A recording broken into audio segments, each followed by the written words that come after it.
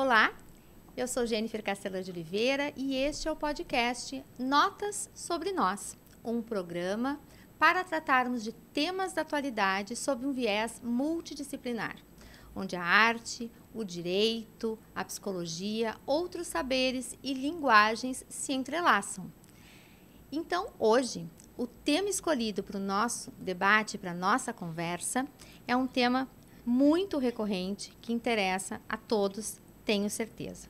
Hoje nós vamos falar sobre relacionamentos abusivos. E para tratar dessa temática, temos aqui duas convidadas incríveis. Uma que vem da psicologia e a outra que vem da área jurídica do direito. Então, conosco, Luciana Tisser, que é psicóloga, especialista em neuropsicologia, doutora em ciências da saúde, neurociências, autora do livro Corra e Não Olhe para Trás, Como se defender de uma pessoa com transtorno de personalidade narcisista. Muito bem-vinda. Obrigada por estar conosco, Lu. Obrigada. E também aqui, Paula Brito, que é advogada de famílias, autora dos livros Manual da Separação, um guia prático, funcional e acolhedor, e Manual para Pais Separados, um guia prático para facilitar a convivência dos filhos, os pais com os filhos. E também a Paula é criadora de instrumentos de atendimento personalizado para famílias em processo de separação. Gurias, aqui, você sabe, a gente resume o currículo, né? Mas então, aqui é só uma palhinha de tudo que essas moças incríveis fazem e desenvolvem por aí. Muito bem-vinda, Paula. Muito a Paula obrigada. Conosco mais uma vez. Podemos revisitar os episódios que a Paula esteve aqui na primeira temporada, que são excelentes, que a gente falou o que nasce depois do fim, né, Paula? Sobre o divórcio. E falamos também de um filme muito interessante, que é Anatomia de uma Queda. Então, fique ligado, se você não conhece, vai lá, te inscreve no canal, ou então vai lá no Spotify, procura os episódios da temporada anterior e continue nos acompanhando por aqui, que você vai gostar bastante. Vamos lá, gurias? Vamos lá. Então tá, bom, vamos começar pela Lu. Porque assim, a gente estava preparando o roteiro, pensando sobre essa temática, e às vezes parece que tudo é abusivo, né? Tudo é tóxico, então é uma terminologia assim que a gente começa a ouvir cada vez mais. Então, a gente sabe que os relacionamentos abusivos podem existir na família, entre pais e filhos, entre amigos, grupos de amigos, e podem também existir, que é o que a gente mais comenta, nos relacionamentos amorosos. Então, a proposta hoje é a gente fazer um recorte para falar dos relacionamentos amorosos. Então, gente, hoje depois a gente faz outros episódios para tratar de outros desdobramentos daqui. Mas hoje vamos focar nos relacionamentos amorosos. E também, agora a Lu vai conversar com a gente, vai nos explicar melhor, mas a gente sabe, e ela vai me corrigir se eu não estiver correta, que normalmente a vítima dessa relação abusiva tem sido a mulher, né? E como a gente está no mês de março, também é uma temática que a gente precisa voltar muitas vezes. A gente tem também aqui, recomendo a vocês, nós temos já episódios na primeira temporada que falam sobre a violência doméstica, a violência contra a mulher. E, em alguma medida, essa é a terceira vez que a gente traz o tema, sobre um novo enfoque. Porque acho que a gente precisa falar cada vez mais sobre isso, né? Então, feita a introdução, Lu, o que caracteriza um relacionamento abusivo? Como a gente identifica? Qual é a dinâmica básica dessa relação? Então, eu agradeço, né, assim, o convite. Um relacionamento abusivo, como o próprio nome da palavra fala, ele não leva em conta a individualidade do outro. Tá? Então, ele infringe, ele abusa o indivíduo, ele invade o outro. Ele não reconhece, né, essa dupla, da dupla não reconhece o outro como um indivíduo inteiro. O outro é uma extensão, o outro é como se fosse um escravo, vamos dizer, dos desejos daquele indivíduo que está abusando. Tá? Então, o abusivo é não reconhecer o desejo, não reconhecer as vontades, não reconhecer o outro como inteiro. Então, tem uma dinâmica sadomasoquista. Geralmente, esses papéis podem mudar nesta dupla, porque a gente sempre diz, tem um agressor e uma vítima. Tá? Mas tem momentos que essa vítima, ela se torna agressora, vamos dizer Sim. assim. Por quê? Porque existe um contrato secreto, é muito triste isso, porque esse contrato, eu sempre digo assim, as pessoas podem se relacionar ou pela saúde ou pela doença. Né? O que vai dar um match pode ser a nossa parte saudável e a parte doente. Todo mundo tem uma parte saudável e uma parte mais problemática, né? Mais difícil. A gente não consegue ter uma normalidade, vamos dizer, completa. E tem momentos de vida que essas questões são mais acionadas, né? Momentos de crise. Isso está dentro de uma dinâmica que pode gerar, né? Então, nem sempre tem uma patologia fixa e grave por trás. Né? Para a gente poder entender, assim, quando a gente olha uma pessoa e diz, como é que essa pessoa se colocou nesta relação? E a gente não entende, porque é uma pessoa incrível em diversos outros âmbitos, mas na sua relação interpessoal está sofrendo maus tratos, está sofrendo abuso. Então, é uma relação de maus tratos. Né? O que é uma relação saudável? Um amor genuíno. Eu querer, eu reconheço o outro, eu cuido do outro, os dois crescem juntos, né? Eu auxilio o outro, eu vou estar em paz com o outro. Uma relação abusiva é uma relação atormentada o tempo inteiro, com projeções de culpa, com maus tratos verbais, tratamentos de silêncio, muitas vezes, né? De não deixar o outro falar ou não ouvir o que o outro tem a dizer. Essa troca do amor genuíno e de uma relação genuína é eu ouvir, eu reconhecer, eu me olhar e eu não projetar no outro. Com certeza a gente projeta o tempo inteiro, né? Nas relações que a gente está. Mas quanto mais a gente tem a nossa parte saudável em andamento e cada vez crescendo mais, menos a gente tende a projetar as coisas ruins no outro. E é aí que entra a atrapalhação, né? Que tem níveis de. Então, não dá para minimizar que um nível é mais tranquilo e o outro é mais grave, porque qualquer tipo de abuso é grave e tem um impacto importante na saúde mental. Né? Atualmente, a gente está com muito reconhecimento do abuso psicológico, coisa que antes não se tinha, porque ele não é palpável. Sim, ele é um sentimento, ele não é concreto. Mas eu diria, assim, respondendo, né, a tua pergunta, que é uma relação de maus tratos. Né? É uma relação de maus tratos. Geralmente, um ocupa mais o papel de vítima, outro ocupa o papel mais de agressor, por características internas, que depois a gente pode vir a falar do porquê dessas características. Com certeza, tem patologia por trás. Né? Tem psicopatologia por trás. Não quer dizer que tem um transtorno. Pode ter, sim, essa parte menos saudável operando em maior grau a ponto de colocar a pessoa numa situação de abuso e ela não conseguir sair. Né? Então, o abuso é tudo que infringe a individualidade do outro e que maltrata o outro. Que ultrapassa os limites, assim, daquele indivíduo, vai atropelando, mais ou menos isso, assim. Tá bem, vamos partir daí. E aí eu pergunto para a Paula, na tua prática, né? Então, a Paula, advogada familista, como é que tu lida com essas questões? Como é que isso chega lá para o teu atendimento, né? O advogado percebe, identifica, né? Se o cliente que procura está dentro de uma relação abusiva, qual a importância, né? E tu participas também de uma comissão, né? Do IBDFAN do Rio Grande do Sul, que fala sobre essa questão da interdisciplinaridade, né, com a aproximação com a área de psicologia, enfim, tu pode falar um pouquinho para a gente. Fico pensando, qual a importância de o advogado também ter alguma noção ou de fazer uma visão que saia um pouquinho da caixa do jurídico, né, para ter essa delicadeza, essa possibilidade de acolher, enfim. Conta da tua experiência, da tua advocacia É bem importante pontuar, porque o ideal seria que todo mundo tivesse, né, Jennifer, essa percepção, assim. Então, tem os advogados que são mais tradicionais, que não têm essa abertura ou não buscam esse conhecimento. E a área de família, se a gente não tem um respaldo do pessoal da psicologia, é muito difícil. Compromete, inclusive, a nossa entrega. Quer ver como é que a gente percebe, por exemplo, no foco do relacionamento abusivo? Se a gente tem a prática e um tanto de conhecimento, né, e ter esses suportes, né? A gente sempre trabalha em equipe, faz toda a diferença na condução. Por exemplo, uma mulher vítima de um relacionamento abusivo que permeia a violência psicológica, a violência patrimonial, violência moral, né? Todas essas que a própria Lei Maria da Penha traz, né? E lá no porque quando a gente falou da violência doméstica, ela traz alguns sinais. Normalmente são falas, o relato ele não é linear, eu não sei te dizer bem o que acontece, eu não sei como ele faz isso, eu não sei como eu cheguei nesse momento. E depois também, assim, se a gente consegue perceber essas características do abusador, ela também fica sedimentada dentro da relação. Então, são relações normalmente mais longas, então quando chega no desfecho, a pessoa não sabe em que momento isso começou, ele era uma pessoa maravilhosa, ele é muito afetivo, ele até é um bom pai, mas em algum momento isso aconteceu.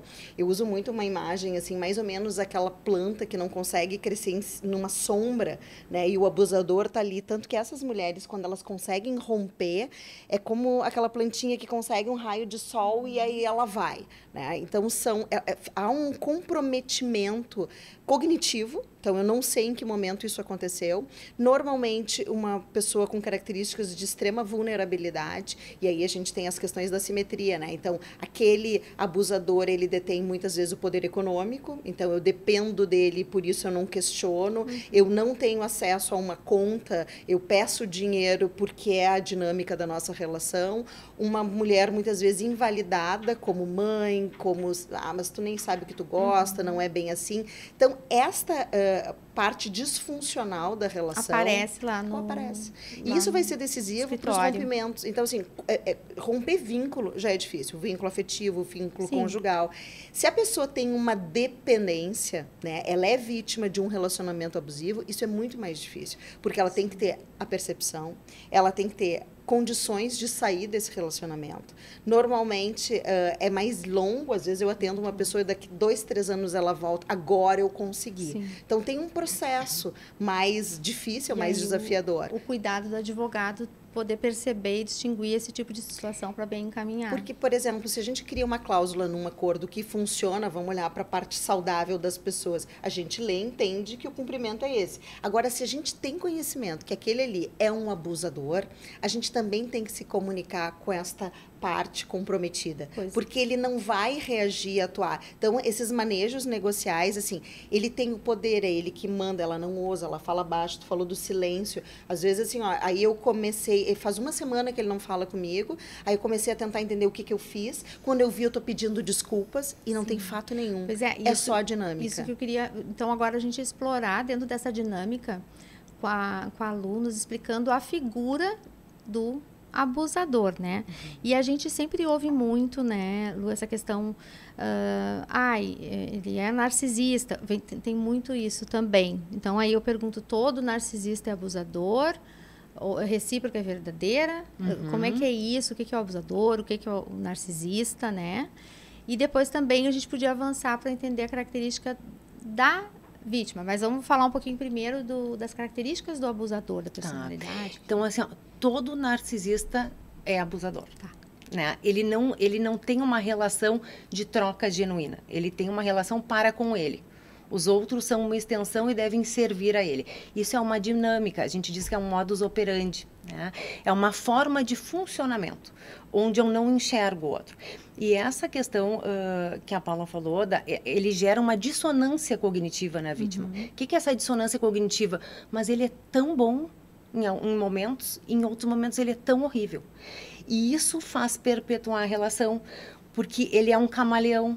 Né? O narcisista, a pessoa que tem o transtorno da personalidade narcisista, que é mais prevalente em homens, por isso que a gente tem muito mais vítimas mulheres. Sim, até desculpa te interromper, Lu, até para a gente mostrar o teu livro especificamente ali, pessoal, vamos focar ali na câmera no livro que a Lu escreveu sobre o narcisista, né? Então, esse livro, ele foi escrito justamente, né, por mim e por uma psiquiatra, Betina Boeira, justamente porque a gente cada vez estava ouvindo mais casos e tem aumentado na atualidade, porque a gente vive uma sociedade com características narcisistas, Sim. que isso pode ser em outro momento da gente explorar mais.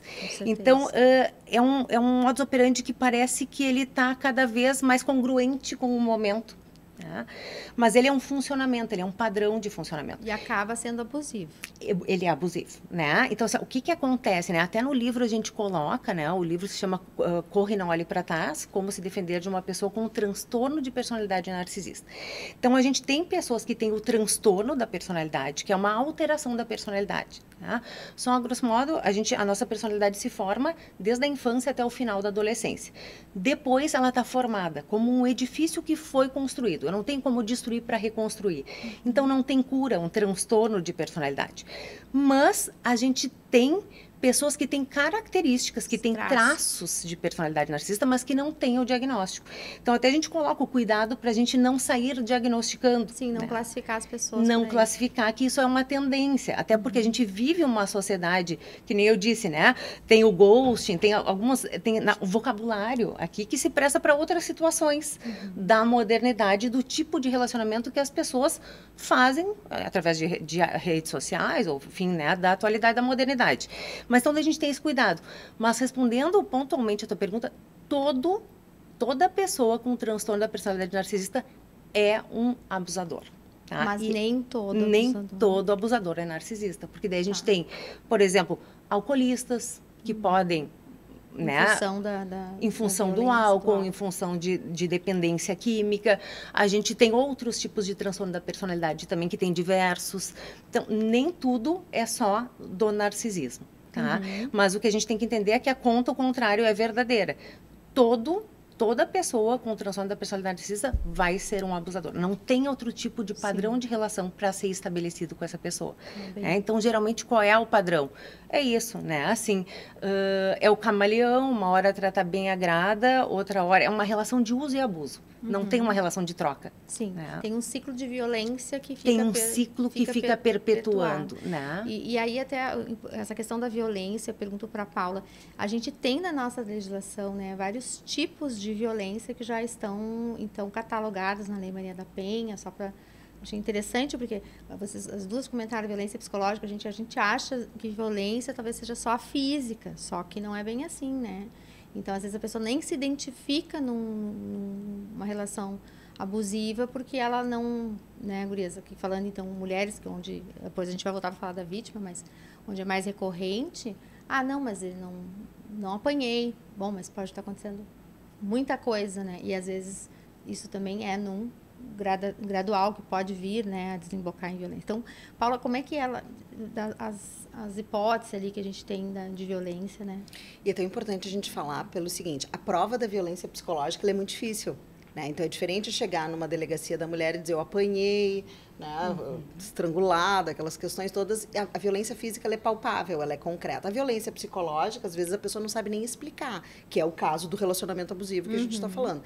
Mas hoje, por exemplo, muitas protetivas deferidas têm na narrativa da vítima a violência psicológica. Então, assim, ela leva mensagens onde ele tem um perseguidor ou tem uma pessoa que passa o tempo inteiro desqualificando. São provas que antes a gente... mas isso é uma ameaça, isso são situações. O fato da gente estar falando aqui, né, e normalizando esse tipo de violência, traz esse tipo também de ajuda. Para dentro dos processos, muitas vezes, quando a gente classifica as partes envolvidas, é mais ou menos assim, possibilidades do genitor, possibilidades da genitora, características. Essas características, elas são fundamentais. Então, hoje, por exemplo, protocolo de gênero, né, a obrigatoriedade do julgamento com essa perspectiva. Porque a gente está falando de desiguais, né? Então, a gente está falando daquela mulher que abre mão da sua vida profissional, na grande maioria das partes, né? Tem uma assimetria patrimonial,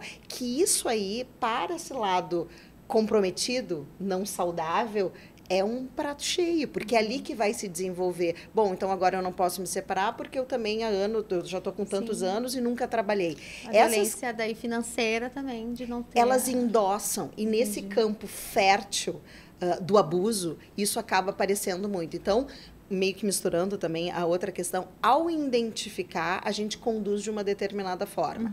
Ao identificar, a gente faz uma rede de profissionais. Então, não adianta tu ter um suporte jurídico que vai solucionar apenas o rompimento do vínculo conjugal e patrimonial, mas a gente precisa dos profissionais da área da saúde para poder olhar e trabalhar para as questões que precisam ser rompidas, né? Então, se aquela pessoa tem um determinado transtorno e não consegue sair daquilo, pelo menos a vítima vai se instrumentalizar e poder sair desse tipo de relacionamento. Pois então, agora falando da vítima, né? Tá correto dizer que, em regra, são as mulheres a incidência maior? Por que são as mulheres? É uma questão cultural e por que essa vítima também, né? A gente estava falando aqui em bastidores, né? Às vezes a gente usa aquele termo, parece que tem um dedo ruim, né? Para escolher parceiro e tal. Porque também pode acontecer da vítima sair de um relacionamento abusivo e entrar em outro, né? Então, tem alguma característica, né? Isso sempre, sem querer, culpabilizar a vítima. Só para entender, né? Quem é essa vítima, se somos todas nós, né? Ou quem é que está mais suscetível. Por que ela entra? Depois a gente vai descobrir como é que ela sai. Mas, acho que tem duas causas, né? Assim, de ter mais mulheres como vítimas. A gente poderia botar tudo na conta do machismo estrutural, mas não é. É um olhar míope de pensar só nisso, né? Existe. Isso impacta.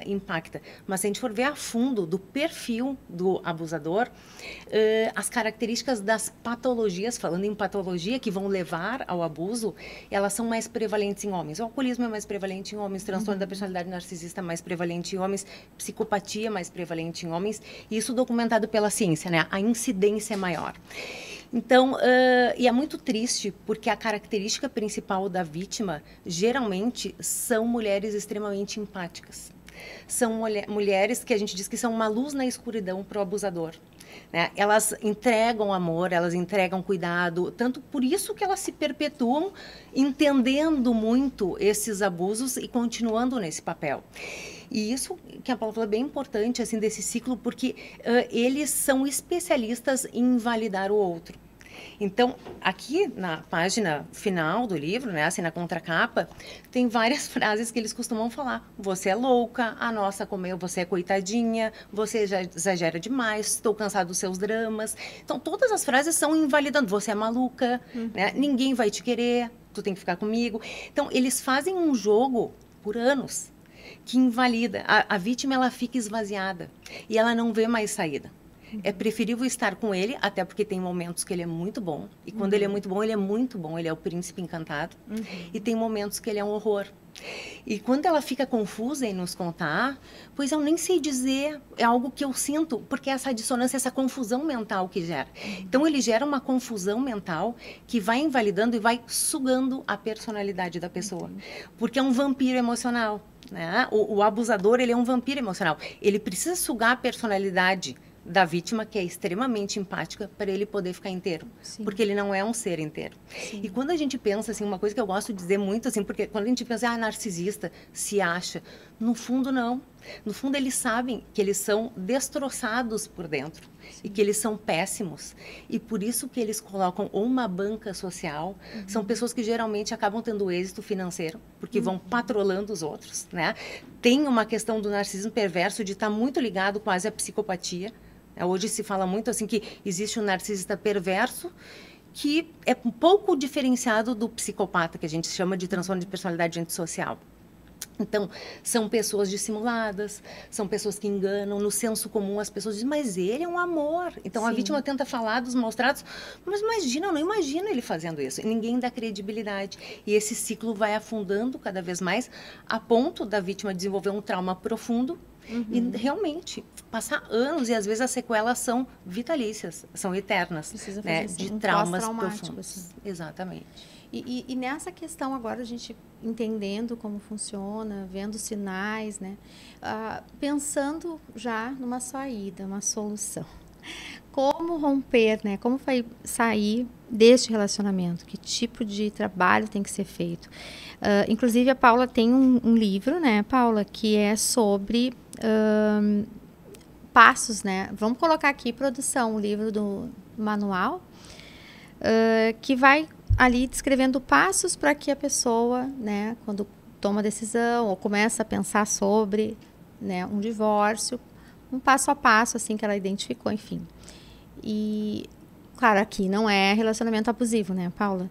Mas tem toda uma didática para falar dessa temática de uma forma muito delicada, né? Do desfecho.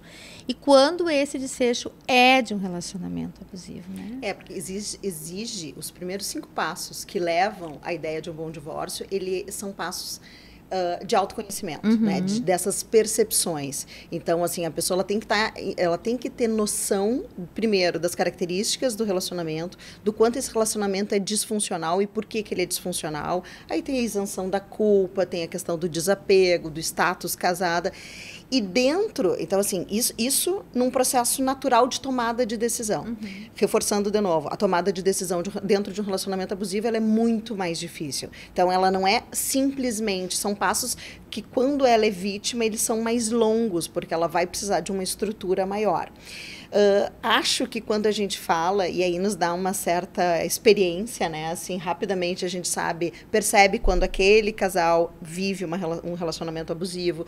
Ou eu acompanho muitas famílias, mulheres na sua reconstrução, e rapidamente a gente já percebe quando ela está fazendo uma repetição de padrão. Surgiu um príncipe encantado maravilhoso, e aí tu, né, afasta, a gente se torna um pouco racional, assim, primeiro a questão do amor romântico, idealizado, né, dessa ideia do príncipe encantado, desse trabalho de estrutura, né, de autoestima da mulher, né? Hoje as mulheres, por exemplo, o mercado de trabalho, essa entrada também já traz uma questão diferente, né, de posições que estão sendo transformadas.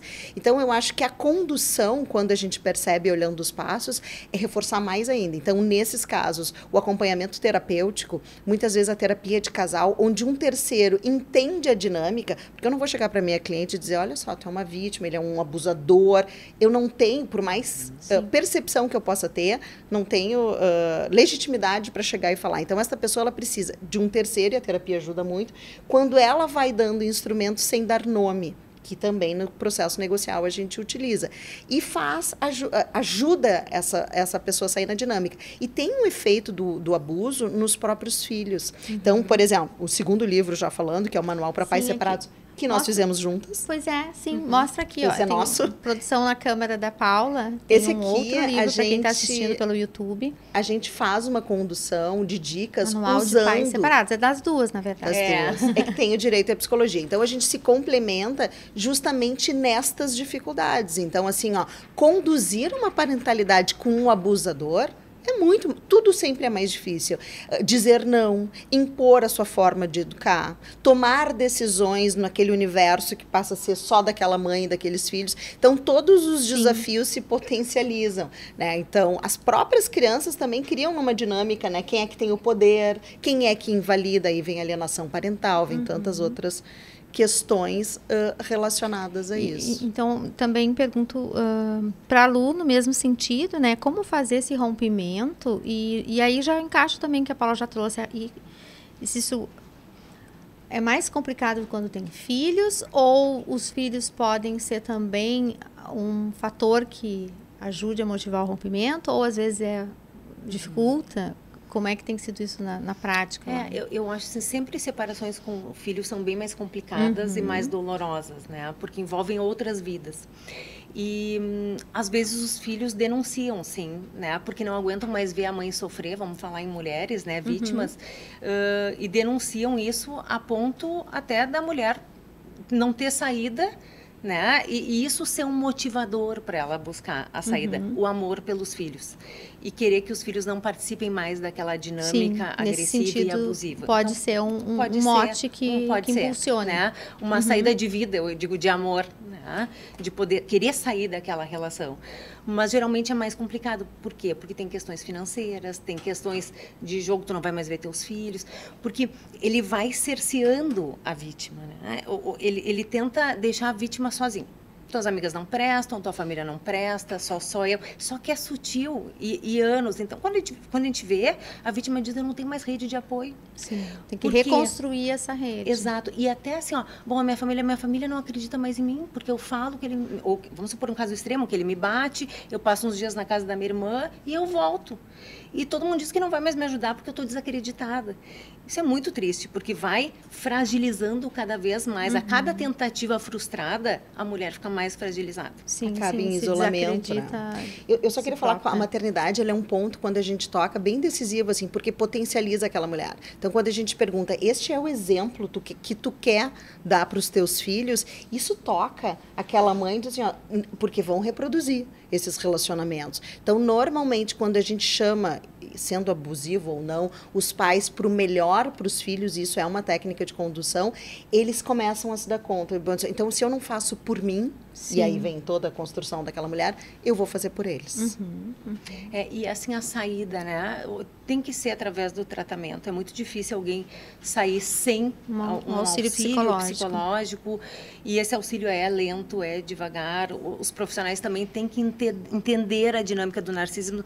Eu já recebi várias vítimas onde fizeram sessões com o abusador, e o abusador, ele é perito em seduzir. E às vezes ele seduz o próprio terapeuta que não tem experiência em relacionamentos abusivos. Uma questão de narrativa. Prevalece a narrativa dele. Inverte todo o inteligência. Assunto. E muitas mulheres dizem, olha, o terapeuta acabou do lado dele e não serviu para nada. E eu fiquei de culpada. Mais uma vez culpabilizada. Pois é. Essa questão da culpa, né, de culpar a vítima também é muito grave, né? Porque as pessoas, mas tu fica porque tu quer, mas por que tu não sai? Mas também tem um pouco isso a visão, né, das mulheres. Muito. E isso, o que gera isso de dano emocional, né? O próprio abuso, e aí é quando ela busca uma rede, encontra a culpabilização. E depois eu queria ouvir da Paula sobre o sistema institucional, né? E eu diria uma coisa, mas a rede, a saída, ela tá tentando né? construir.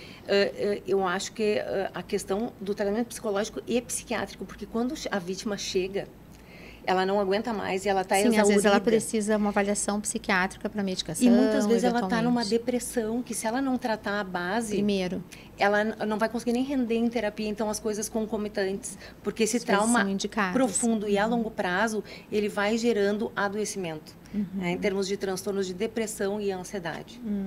Sim, então tem que olhar bem para ver qual o caminho terapêutico que tem que ser feito ali. E tanto chegando no psicólogo, ele vai avaliar isso, ou se ela vai recomendar um psiquiatra, ou enfim, não importa, ou o advogado também vai recomendar uma terapia. Tem que ter um alinhamento aí dos profissionais para identificar, para poder conduzir, né? E só mais uma coisa, a dificuldade, vamos pensar nesse cenário, né? A mulher dependente de um homem abusivo, dependente financeiramente, quem é que vai pagar a terapia dela? Então, muitas eles boicotam. É difícil, né? O caminho é difícil. Mas, né, ele acontece. E quando ele acontece, ele é lindo libertador. De ver, né? Ele é libertador. Eu seguido digo assim, quando ela está presa no relacionamento e não tem condições, eu digo, faz uso das condições dele a teu favor. Então, te instrumentaliza. E depois, os aspectos jurídicos a gente cuida. Isso que eu digo, Paula. Então, sobre dois aspectos. Também se pode recorrer a medidas protetivas, eventualmente é necessário. Se pode também postular alguma questão de suporte nessa disputa ali, já postular para o juiz alguma coisa que dê esse suporte financeiro para que ela possa iniciar tratamento, isso também acontece? Olha a importância do advogado. Se ele percebe essa questão disfuncional ou situações onde a relação está angularizada, errada, triangularizada, porque os filhos estão envolvidos, e a gente consegue levar isso para dentro de um processo, a gente consegue muitas vezes uma decisão de obrigatoriedade de terapia para os filhos, para os pais, para os genitores. E isso não é a solução 100%, mas ela já é um baita ganho.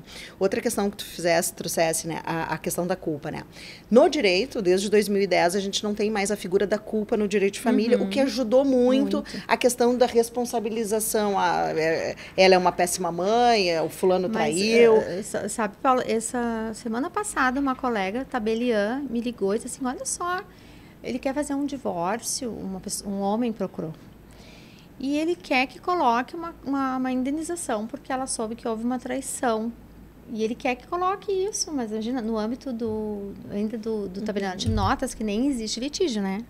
E ele queria encontrar alguém que inserisse uma cláusula que culpabilizasse ela em função... Não é um pacto, é uma cláusula no divórcio. E a gente acha que isso já está tão para trás, só que na cabeça, na mente, na cultura, não.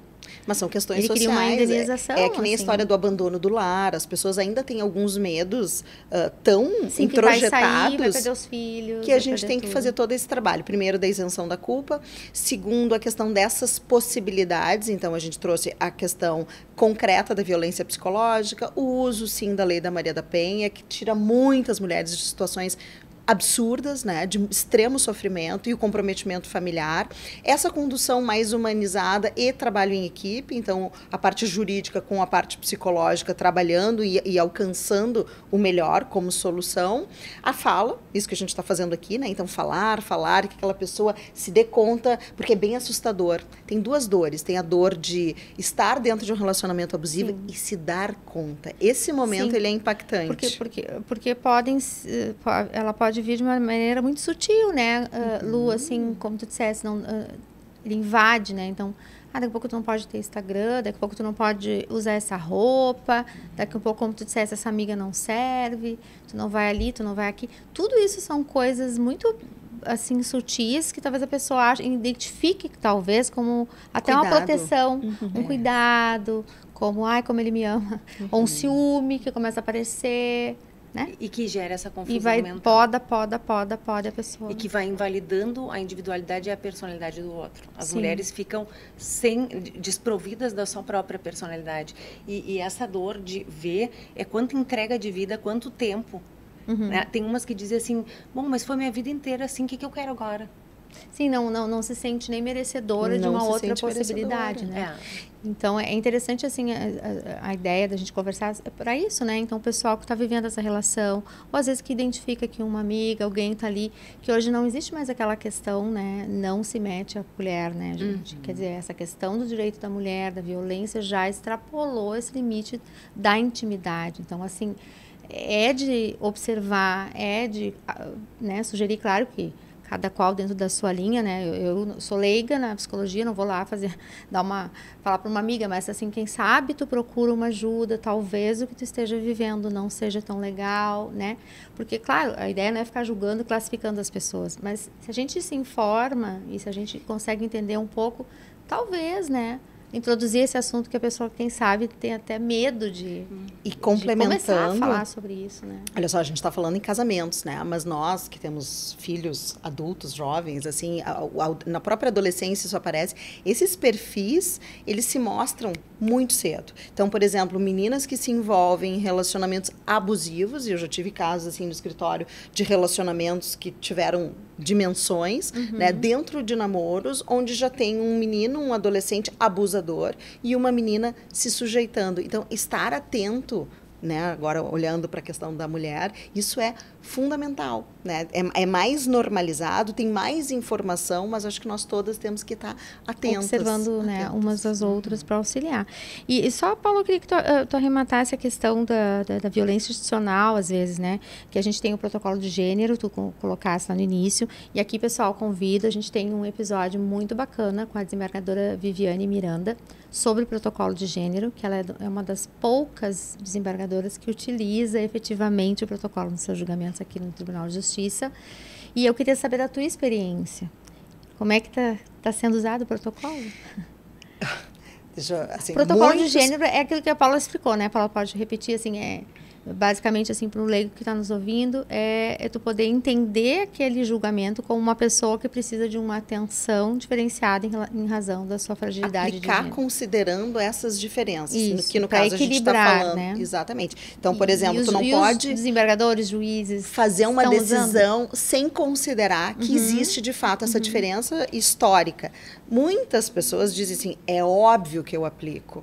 Eu sou uma chata que toda hora eu estou falando, solicita, trazendo. O advogado pede. E a gente pede o cuidado da aplicação obrigatória. Sim. E é óbvio, doutora, que a gente aplica quando a gente vê que não.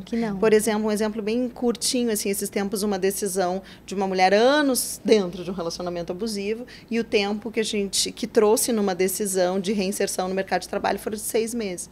uma mulher extremamente fragilizada. Então, a gente ainda se depara com umas decisões assim. Ainda é uma mudança de cultura jurídica, de cultura da sociedade. E a gente tem, né, predominantemente muitos homens ainda, né? Às vezes a gente vai defender assim um grupo onde eu e a minha cliente somos as únicas mulheres daquele ambiente. E isso faz diferença. Isso não é um discurso ainda que vale do pensamento feminista, mas a gente ainda tem que trabalhar em cima das diferenças.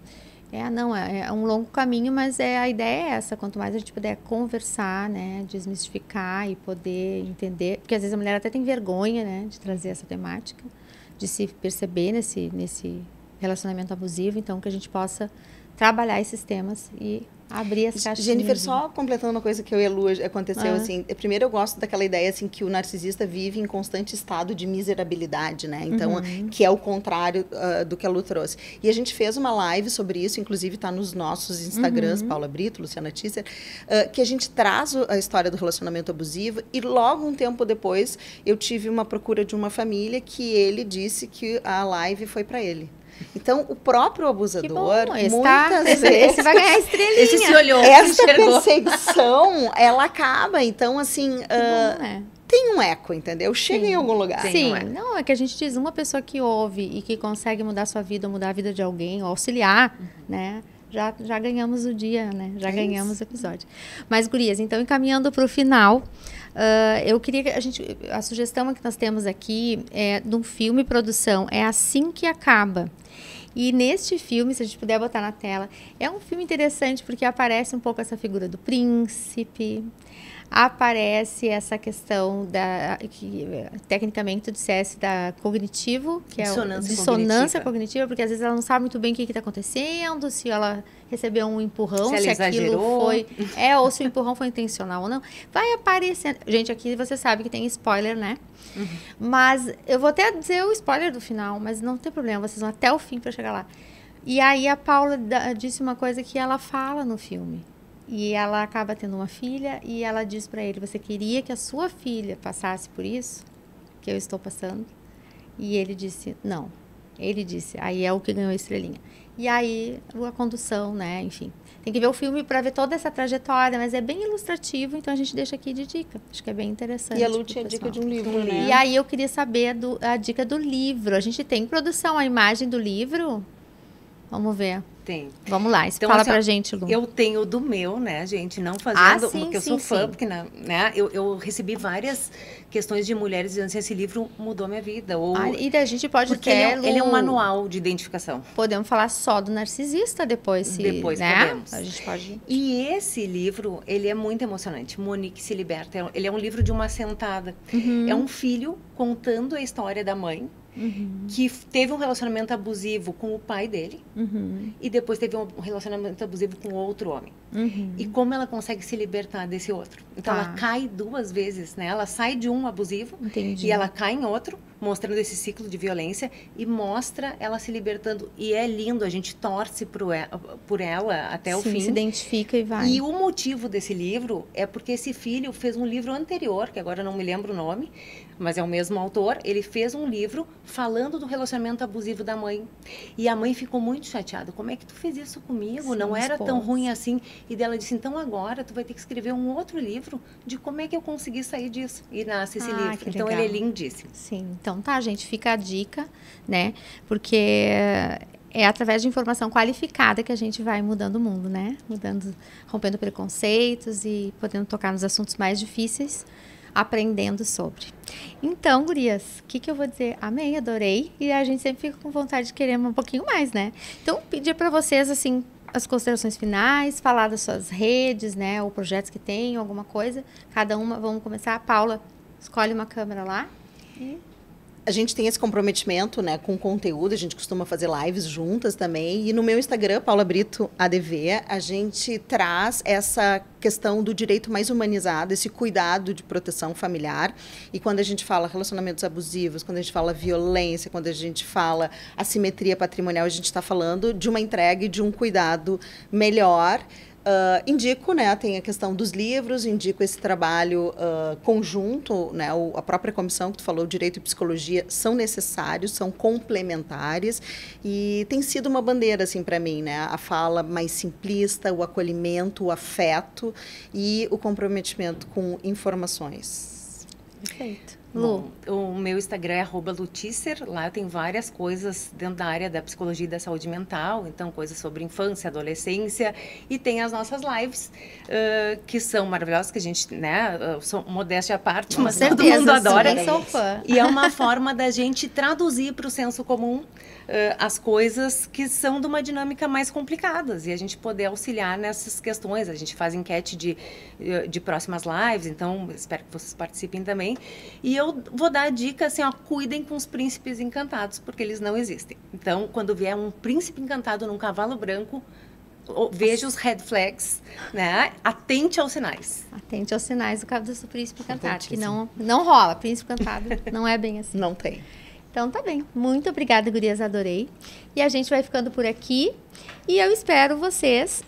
gente, se não se inscreveram no canal, vai lá, te inscreve no canal, ativa as notificações, fica por dentro de todos os episódios da temporada anterior e não deixa de acompanhar essa nova temporada, tá?